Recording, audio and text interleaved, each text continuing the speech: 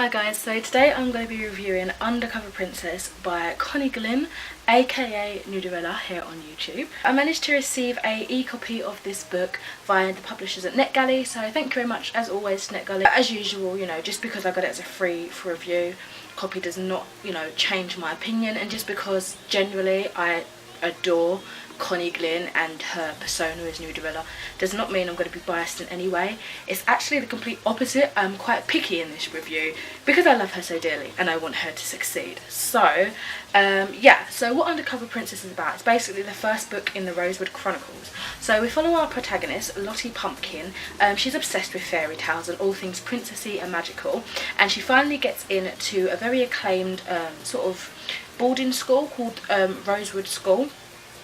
Here she finds herself sharing a dorm room with Ellie Wolf, who turns out to be a princess. And through a lot of coincidences and misunderstandings, Lottie ends up pretending to be Ellie, the princess, so that Ellie can live a more normal life, because as you see from the story, Ellie is definitely not interested in royalty, to say the least. So that's kind of like the simplest premise that I can give you for the plot. Let's just go right into my review. As usual, I have reviews on Goodreads already, NetGalley, and I've also posted it on Amazon. So if you prefer a written format, and obviously if you want to see a little bit extra of what I don't mention in this video review, then feel free to check out any of those, which is easily accessible to you. Choose, you've got plenty of options. So I ended up giving this a pretty high 3.5 stars. I'm thinking to myself, it might be easier to just start doing like 3.75 and all that, but all those little nuances kind of confuse me. So if I say 3.5 stars and then I just say like a higher one, I kind of understand that myself, if you know what I mean. So think of it as you will. It's not quite a 4 stars, but it's definitely not like a mediocre 3.5 stars. It's a good 3.5 stars, if you know what I mean. So honestly, I was just really pumped to see what Connie could write. Basically, I was watching her vlogs and everything, and I was getting really pumped to, you know, dive into this world. So regardless of whether I got it through NetGalley or anything, I was determined to eventually somehow get a copy of the book to read and review, especially as I'm currently doing like a little mini series on my channel, which is like YouTuber book reviews. So this is, I guess, part of that series. But yeah, I wanted to see, you know, her creation, because I was so excited with her as she was doing these like writing vlogs and stuff and kind of hinting at different things, like different points she was at in the book and everything. I just kind of wanted to see its fulfillment. I wanted to see, you know, its final form. So yeah, that was another excitement sort of bubbling through me as like I got to the book. As I mentioned briefly earlier, I am very nitpicky in this review just because I want her to do well, and I think my overall kind of general bubble that I would categorise my general nitpicking in is the fact that I think this could have been targeted at a different age group, basically, and I'll explain a little bit more about that in a few moments. But for the most part, this was an amazing story full of friendships, you know, a lot of themes that I loved. So friendships, specifically female friendships. There was themes of LGBT plus, there was mystery, there was humour, high school setting, which I enjoy from time to time, especially like a boarding school sort of scenario, and a hint of magic, which again I'll come back to a little bit later. So for the most part, it's got themes in there that I really enjoyed, and themes that would, you know, I think many people would enjoy. Generally, I think for a debut author, it is a pretty decent book. I think things in here could be tweaked or removed, but as a whole, you know, I'm quite impressed with the quality of Connie's writing. I just want to briefly go over some of our characters. I think for this part, I'll talk about our 3 mega main characters. So of course I'll start with Lottie, who is our protagonist.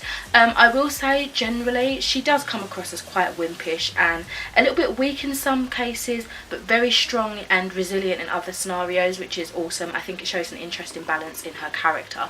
But she definitely wanted to be and tried to be one of those princesses that needed saving, but I think throughout the story she found herself, and she found more strength within herself and her friends, and she kind of helped to be a little bit more of the strong one instead of relying on everybody for help, if you know what I mean, which is quite dominant in her character early on. I will say that you can definitely see Connie's own beliefs kind of shine through Lottie as a character, which for the most part I really did enjoy, because obviously all of those sort of personality traits that Connie has that's why I like her, so I liked seeing that in our main character.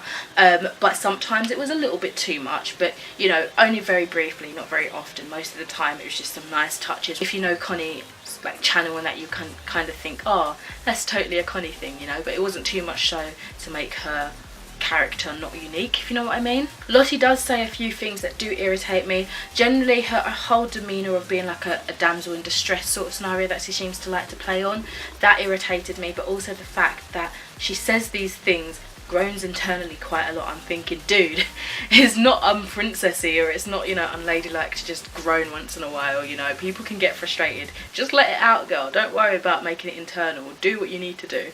So, yeah, but generally as a character, I think she was pretty good. So now to go to Ellie.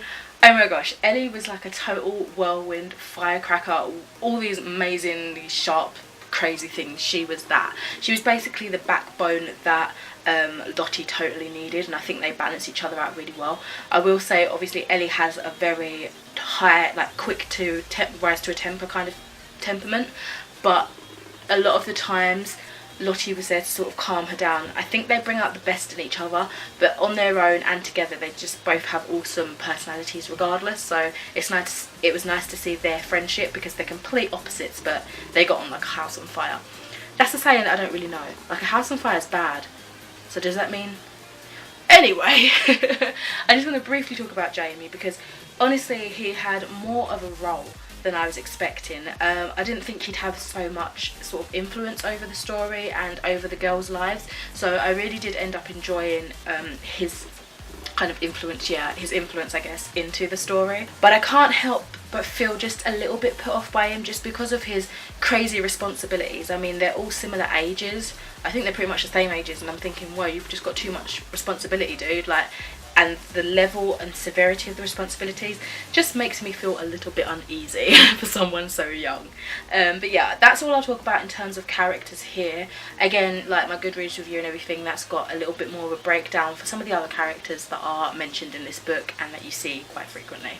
Honestly, I was absolutely desperate for some literal magic in this book. There were so many hints of the atmosphere of how the Rosewood School felt, like the Rosewood wood itself. There was like, it felt like a tinge of magic was in the air, and like sometimes characters would be like, they'd hear a voice within themselves and they'd be like, okay, go with that instinct. And I think, oh, is there more to this? But from Connie's author's note at the back of the book, it definitely seems like there will be more of like an internal magic, something that's deep within you, not like a physical like magic, if you know what I mean. It's more like a self-belief and something that you can overcome, which is a beautiful sort of magic all on its own, but I obviously wanted something a bit more literal. But no, if this is done really well, I think it will be a really beautiful sort of metaphorical power, if you will.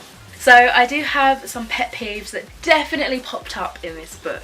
I'll quickly just mention those so you can kind of see what I mean when I'm being nitpicky. But it's because I love Connie and I want her to do well, and I'm obviously not biased because I'm finding flaws, if you know what I mean. I hope that she'll improve next time. I just went on my tiptoes, I don't know. That was emphasising what I was saying apparently.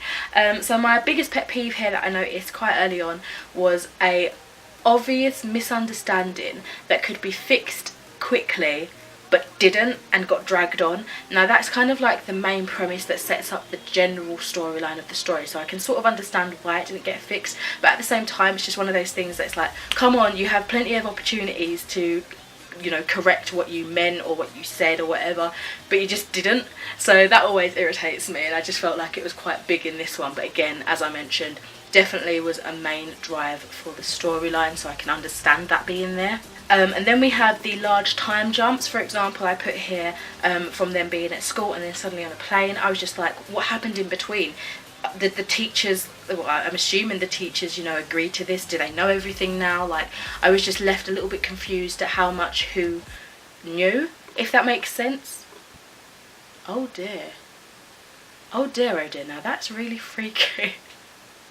As you can see, well, as you can't see, the electricity's just got off, so BRB. And then there was light. Okay, I'm back, sorry about that. I think I was supposed to be watching the electric, but I literally just got in from uni and I wasn't aware. That blasted microwave's gonna have to be reset again. every time you get it right, it's like, nope, sorry, electric goes out. We should probably keep better tabs on these things. Anyway, back to where I was. I think I was on my third and final kind of pet peeve that I noticed throughout the book, and that would be overused words. Now, I didn't know this was a pet peeve of mine until I read this book, and I feel bad saying that, but there were quite a few words. For example, you just consult my review. The words static, stormy and meticulously very much grated on me because I just kept hearing them used a lot. I can understand what one reviewer mentioned, like she mentioned in a review, I can't remember who it was on Goodreads. I understand what she said when she says there's a lot of adjectives, like there was overly descriptive words that could have just been whittled down to something shorter to get to the point. Like, we don't need that, and that's how I feel like you can tell it's a debut book. Do you see what I mean? Like, it's overly descriptive, and that is a criticism, and I feel bad saying that because I actually get criticised on that in my essays at uni. I'm too descriptive, but I can totally understand how that can irritate someone because sometimes you just want to get straight to the point, and I felt like it was too flowery and too much description of what was happening before you got there, and I feel like that's exactly what I'm doing right now. So yeah, those are my pet peeves. So yeah, despite all my picky little points, I honestly found this was a really good read, especially for a debut. And I know it sounds bad saying this, but especially for a YouTube author, because I know a lot of the times, no shade or anything, a lot of YouTubers just decide to write a book because they know they've got the fan base and they just want to bring out more merch in a way. But I feel like this is something that Connie was really passionate about, and you know, it shows through. It shows through. I just wanted to be picky because I want her to hopefully take on board some of the things I'm saying and other reviewers are saying for the next books in the series, which I will so look forward to. I am really excited to continue on with these books. My biggest, I guess, gripe is I just feel like either some of these, it could have been, I just feel like some of these things could have been taken out to make it into a more middle grade read, and then that way it wouldn't have mattered if it felt amateurish sort of thing. Like, it would have been understandable the way it was written because it would be aimed at a slightly younger audience, if you know what I mean. But because it's YA, I feel like the writing needs to be a bit more up there and less babyish. So if we're going for a strong YA, we need to not have both, if you know what I mean. So with a strong YA, I feel like some things could have been doled out, and then we could have sort of just, I don't know, explored other avenues that were definitely hinted at a lot. But then at the same time, if it was a strict YA, I feel like we would have lost some of the princessy cuteness of it. But I don't know, I feel like it almost doesn't work having all of this together, because at some level I need it to feel more mature, but at the same time that takes away some of the, I don't know, some of the themes in a way. I don't know, I just feel like there needs to be a more coherent balance of storytelling in this. But overall, I really enjoyed this book. It took me a good while to read it, I will say that, but you know, it was worth it in the end. I did enjoy it, and I'm so glad because obviously I support Connie anyway as a YouTuber and a creator, so I'm glad that I can now even support her books that she's coming out with. So let me know if you read Undercover Princess, what you thought of the first installation of the Rosewood Chronicles. Are you excited to continue on? Have you decided perhaps you're not going to continue on with the rest of the books, and if so, why? For now, I will leave you with that, and I shall speak to you in another video soon. Bye!